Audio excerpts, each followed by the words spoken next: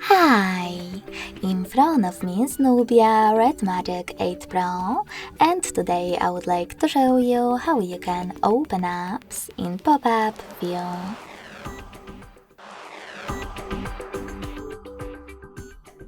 First of all, select one of your apps that you wish to use in this view and go into Tab menu. Now you need to look for free window shortcut, and when you find it, click on it.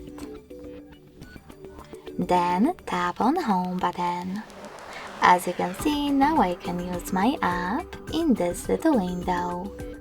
To move it around, hold the top line and drag it.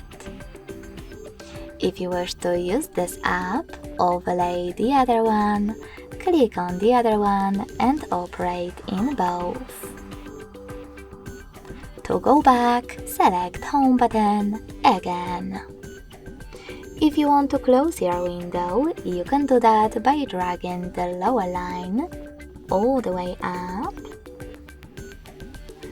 and then dragging your tiny window to remove section at the top.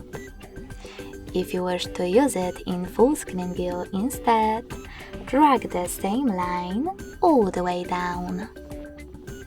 Thanks so much for watching. If you enjoyed this video, don't forget to leave a like, comment and subscribe.